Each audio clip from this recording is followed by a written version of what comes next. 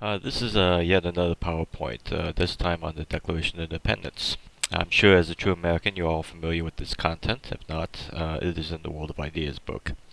As a result, I just want to analyze some of the wording and structure so you can dissect the famous document in a critical way, separate from the patriotic propagandizing that so many people have used. So let us begin, obviously, with the preamble, most commonly referred to.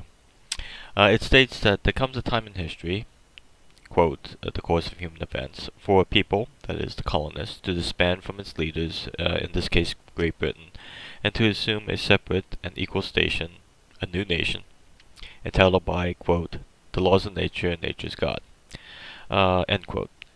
Thus, the declaration for the colonists to dissolve from Great Britain, their homeland, is aligned to nature, the natural order of things, and God, a moral imperative to do the right thing. This is the moral decision, distinct from the legislative ruling of England and its king, which is no longer the higher power. Thus it continues, quote, we hold these truths to be self-evidence, end quote. Truth being the absolute truth beyond legislation or the king's agreement. Quote, that all men are created equal, that they are endowed by their creator, end quote, again, God, not King George here, quote, with certain inalienable rights, among these life, liberty, and the pursuit of happiness, end quote. Now, these would be rights and opportunities found within the American social contract, quote, that is to secure the rights governments are instituted among men, deriving just powers from the consent of the governed, in other words, democracy.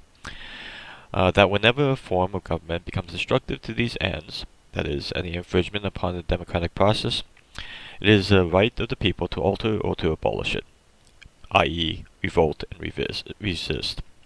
And to institute a new government, end quote, rebuilding the blueprint of a social contract.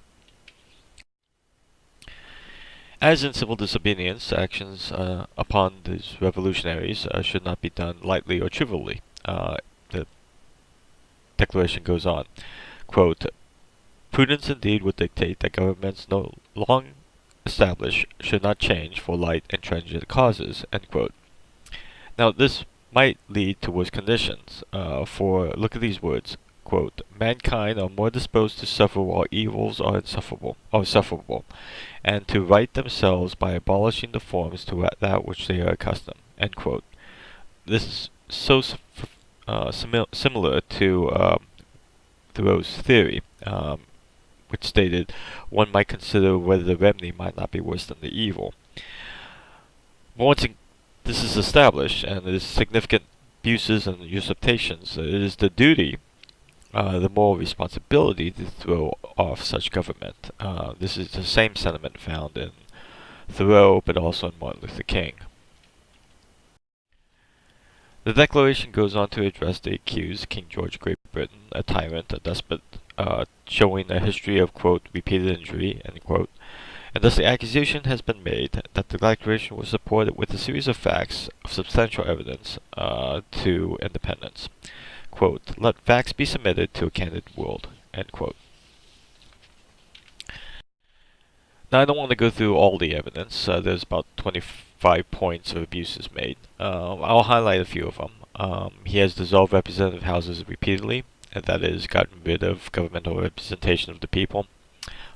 He has stalled election. He had obstructed justice and the military by putting them under his control. Note how Jefferson defines King George as the absolute he, a metonymic device focused the entire tyranny as one person. He has suspended legislation. He has cut off trade. He has pitted people against each other. And then look at this last accusation. This is paragraph 29. He has excised domestic insurrection among us, and has endeavored to bring the inhabitants of our frontiers the merciless Indian savage, whose known rule of warfare is undistinguished destruction of all ages, sex, and condition. Now this is an obvious racist comment about Native Americans, accusing them of being recruited by King George to fight the colonists. There has been no evidence of this ever in history, and as yet, why is the these so-called Indian savages against the colonists? Well, perhaps because the colonists has taken over their land, invaded their property, and declared it as their own.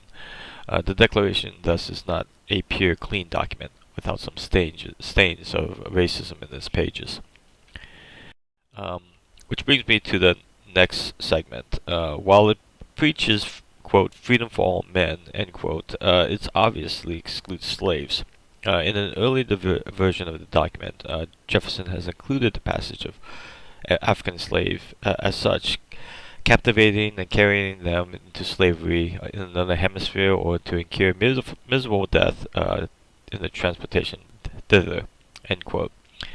Now, this passage suggests an acknowledgement of its hypocrisy, and could have ended the practice of slavery earlier than 1865 at the end of the Civil War. Because many of the founding fathers, including Jefferson and John Adams, were slave owners, and many states, particularly in the South, needed unpaid labor to carry out the commerce, such passage was excised from the signed draft. So after finalizing their complaints and supporting them with evidence, the Declaration summarizes their attempt to negotiate with King Britain. Now this is an important step in the process of protesting.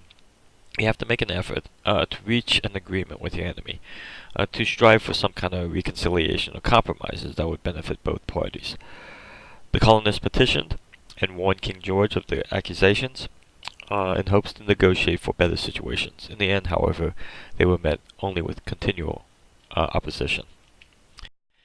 And so the rest is history. The colonists had no other choice but to revolt, to resist the tyranny of the ruling class, quote, to dissolve all alliance to the British Crown as free independent states, end quote. Now note that this revolution is driven by, quote, a divine providence, end quote, by morality. For the colonists and for the nation, this was the right thing to do.